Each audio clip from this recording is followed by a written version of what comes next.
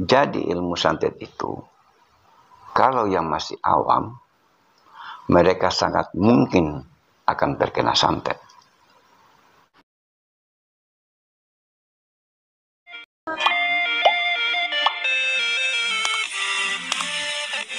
Yang ada dalam hati dan pikirannya itu adalah urusan dunia. Mereka tidak berpikir bahwa urusan dunia ini tidak akan pernah selesai. Itu yang mereka tidak sadari. Seakan hidup di dunia ini selama-lamanya. Sehingga yang dipikirkan, yang dicari hanya tentang urusan dunia. Terkadang karena urusan dunia, mereka mengorbankan perasaan saudaranya sendiri. Antara sesama tidak saling menghargai, tidak saling menjaga perasaan. Semau-maunya. Padahal apa yang dilakukan itu akan terpulang kepada dirinya juga. Kalau dia berbuat baik kepada yang lain, maka kebaikan pula yang dia akan dapat. Dan jika sesuatu yang tidak menyenangkan yang ia lakukan kepada sesamanya, maka dia akan merasakan pula nanti, di akhir kemudian nanti. Maka dia akan merasakan pula seperti apa yang ia lakukan, seperti apa ia menyakiti sesamanya. Dan dia akan merasakan nanti. Itu menurut saya secara pribadi. Jadi kita hidup di dunia ini tidak bisa sembarangan.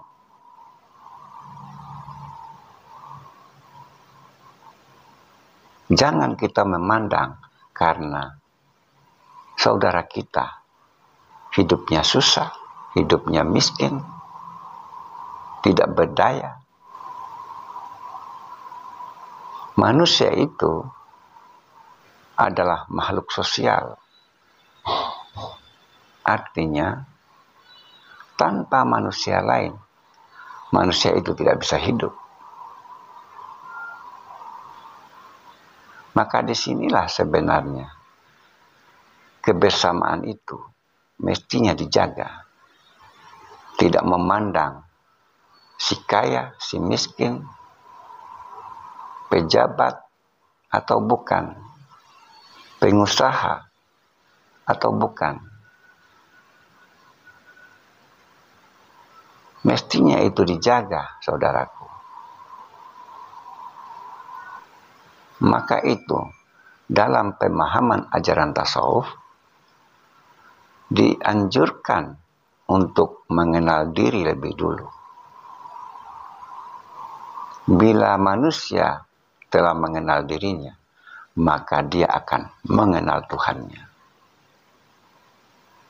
Itu maksudnya, kalau manusia telah mengenal diri, maka tidak akan mungkin manusia itu berlaku zalim kepada sesamanya di dunia ini. Dia tidak akan sewenang-wenang, tidak akan semena-mena kepada saudaranya yang lain. Karena kita manusia ini berasal dari keturunan yang sama, yaitu keturunan Adam alaihissalam. Kita semua bersaudara sebenarnya. Cuma karena urusan perut, urusan duniawi, kita menjadi lupa. Sehingga kita seenaknya, kita semau-maunya berlaku tidak wajar kepada sesama kita. Dan ketika perilaku perbuatan ini sudah menjadi kebiasaan, dan ketika kita mendapat sakit atau mendapat cobaan, kemudian kita berpikir bahwa kita telah dikena guna-guna. Ini adalah pemikiran yang salah dan pemikiran yang menyesatkan, saudaraku. Padahal apa yang kita dapat, apa yang kita alami saat ini, bila kita mengetahui, bila kita menyadari, adalah hasil daripada perbuatan kita di masa lalu. Jadi kehidupan ini berputar. Dia berputar berulang-ulang. Kehidupan masa lampau akan kita rasakan di masa sekarang. Itu kalau pemikiran saya secara pribadi. Jadi hidup ini banyak misteri yang tersimpan, yang bila kita mengetahuinya sangat luar biasa. Banyak sekali misteri yang tersembunyi dalam kehidupan ini. Dan kalau hanya kita memikirkan urusan dunia, ingin hidup senang, ingin punya ini, punya itu, maka sesungguhnya kita telah lupa bahwa tujuan manusia datang di dunia ini adalah untuk beribadah. Karena sesungguhnya kita hidup di dunia ini tidak lama sebenarnya. 2 tahun, 5 tahun, 10 tahun, 30 tahun, 40 tahun yang lalu, sebenarnya itu hanya sekejap. Itu hanya permainan waktu. Sebenarnya tidak lama hidup ini, saudaraku. Hanya sekejap. Sedangkan bila kita sudah meninggalkan dunia ini, tidak ada yang kita bawa sebagai bekal.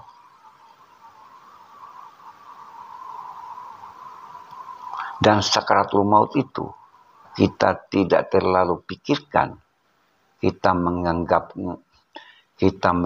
itu sepele, kita menganggap itu tidak akan terjadi, karena kita belum merasakan bagaimana rasanya pada saat ketika sakaratul maut itu datang menjemput kita. Namun bagi orang-orang yang selalu berbuat baik di dunia ini, senantiasa beramal soleh, maka sakaratul maut itu tidak ditakuti. Mereka tidak takut dengan sakaratul maut. Karena sakaratul maut itu hakikatnya adalah pulang kampung.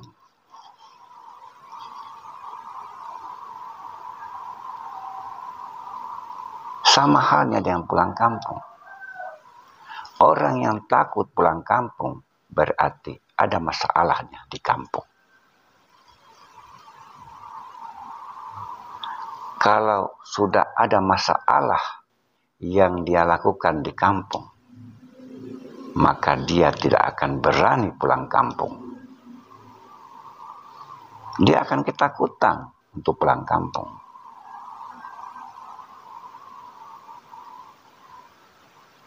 Begitu logikanya. Jadi sakaratul maut itu sama halnya dengan pulang kampung. Itu bahasa pribadi yang saya pakai. Mohon maaf, saya menggunakan bahasa pulang kampung. Itu secara pribadi. Bagi orang yang beriman, yang hidupnya di dunia ini semata-mata beramal kebajikan, dan percaya hanya Allah, Tuhan yang Maha Kuasa, yang harus dipuji, yang harus disembah. Insya Allah, sakaratul maut itu tidak menjadikan seseorang menjadi takut untuk pulang kampung.